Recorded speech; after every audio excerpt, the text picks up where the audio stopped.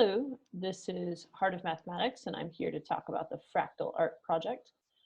So this is just to remind you, this is an individual project. I want to see your inspiration in your fractal art, but this video is just to give a little bit of an idea about what I'm looking for with the project.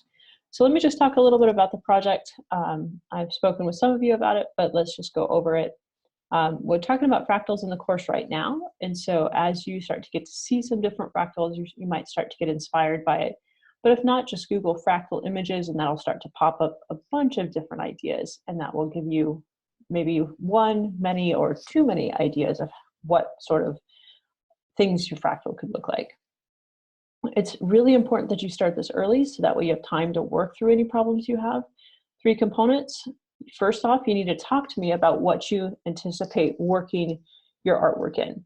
Are you doing a line drawing? Are you doing a comic strip? Are you doing a painting? Are you doing a sculptural work? Are you working with Legos? Are you working with machinery? Talk to me about what you're working on. Are you doing a video? So let's talk about logistics. So schedule that with my office hours in the next 2 weeks before April 10th. The link is posted on Brightspace. And what we'll talk about in this meeting is how some fractal ideas that you may have and how that may influence what your media might allow you to do. So you have the option of changing your medium if you find out this is just not working, and just talk to me about it. Just keep me informed with it. If you find out your fractal is just not working, again, just talk with me.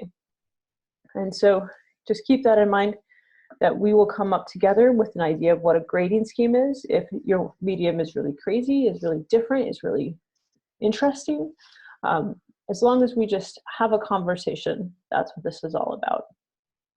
Your fractal does need to show some idea of self-similarity. It could be extremely obvious, like with the Sierpinski triangle or the Koch snowflake, with iterative processes, or with Mandelbrot or Julia sets, which are quasi-self-similar. You need to have at least 3 iterations of your base fractal. If you've talked to me about what's going on, and we've talked about some ways to display that, again, having that conversation is what's important. In your description of the project, I do want you to talk to me about your base fractal form and how you manipulated it. So what you don't need to do is come up with this brand new fractal that nobody's ever seen before.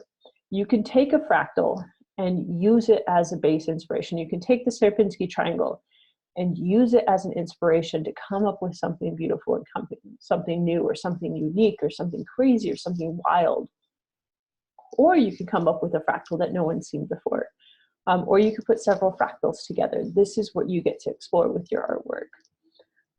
And this is where you get to manipulate it to produce your final project.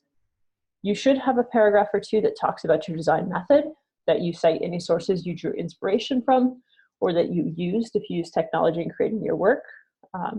You should type that portion of the project and submit it with your project virtually, as is the case with this course. And if your project is something that you're creating physically, we'll talk about how to submit a video for that for the course. So for the grading portion of this project, to talk with me is 20 points of the project. So scheduling a meeting, talking with me, discussing some ideas. And then your work of art, 10 points for self-similarity, 10 points for the iterations, 10 points for a gallery label, and we'll talk about that in a moment, 10 points for creativity, and 10 points for presentation.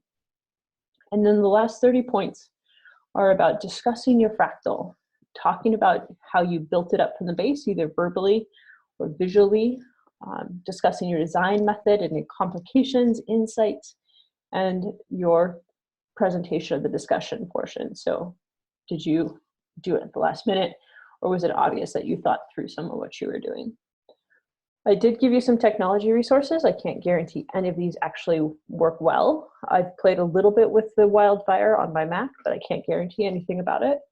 But take a look. There's some computer-generated art links that I've given you, some animated art. There's fractal music, fractal poetry. You could do some knitting or some animated fractals. And I've given you some inspiration images. These are just different cool things to help kind of visualize what you can do with fractals. You can do sculpting. This project was written when the 3D printer was available. Obviously, that's not the case right now with the makerspace, but if you have that available to you to do that in a different medium, That's totally cool, and I want to see what you can do with that. You can do knitting, cross-stitching, there's all sorts of fractal patterns available out there. But let me show you a couple of different examples here. So first, let's talk about the artwork labels. So when you go to a gallery exhibit, which is what the ultimate point of this project was to be able to have a fractal gallery with your work, you have a little card next to your artwork that says who wrote it, what's the name of the title of the work, when was it made, what is it made out of, and what's the size of the artwork and such. So here is an example, and I'll link to this, of what the components are. So title, date of the artwork, size of the artwork. If it's video or audio, how long it is, and how medium, like what the medium is. Like, what did you build it with? Did you build it with oil? Like a painting? Did you build it with crayon, or did you build it with graphite? Was it pencil? Are you selling your artwork? Are you loaning your artwork, right? And so that could be something that you're interested in doing. So this is a piece that I'm interested in. If this were in a gallery, how would you describe your artwork? So I'm just looking for something that looks like this for your gallery label. Now, some examples of some artwork. I'll post these links as well, but there's several pages. Onlinefractaltools.com has an entire list of fractals where it will help you draw some fractals. So it'll quickly draw different fractals. So let's suppose we wanted to draw a triangle dragon fractal. This is your basic fractal. And you can change a couple of different things. So let's suppose we wanted to choose a background color. So we can start choosing colors, and we can start changing the idea of the fractals. We can start seeing, well, what's happening with our dragon fractal, right? What's happening with this piece? What's going on with our fractal? And this is to give you inspiration. Tells you a little bit about the triangle fractal. And what this does is, this is not what I want you to do, is just to give me this as your fractal artwork.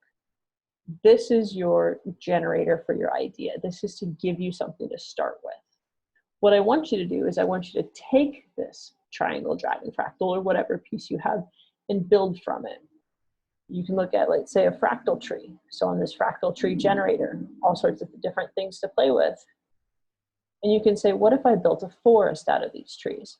Or what if I used this in a comic strip? Or what if I took this as an inspiration to build it out of pipe cleaners, or out of Legos, or out of machinery, or out of twist ties, or out of something around my house? And use this as the inspiration piece for something larger. That's what I want to see with these fractal generators, is not this as the image, but as a component to help you build something larger. If you take this and you elaborate on it and take this as the foreground and then make a painting behind it, that would be something that would be appropriate. To take this piece, this image right here of this tree, and then paint an elaborate background behind it, or sketch an elaborate, or something, do something else to make it pop, to make it different, not just a copy and paste. What I don't want to see is that you just do something and just copy and paste. You go into an online generator, you click go, and you copy and paste. That's what I don't want to see. I want you to put some time and thought and some energy into creating this artwork to really make it your own. There's some 3D generators that are also available. And so this particular generator, you can see as it develops the tree in 3 dimensions. You can see that it rotates around, you kind of control it. It blossoms out flowers. And so this is an example of a fractal tree. It's got the same sort of branching. It's got some random seeds, some flower probabilities. So this is a self-similar fractal, or a quasi-self-similar fractal. Not every branch looks identical, but this is how we see fractals kind of show up in nature, and that sort of idea there. So this is an example. If you can explain how this relates to your fractal, this is something that I'm interested in. Make a forest of these. Use this sort of idea and go with that. So if you have any questions with this, as always, feel free to let me know. And I'm really excited about this, and I'm really looking forward to seeing what you have to bring to the table, to bring to this gallery exhibit. So let me know.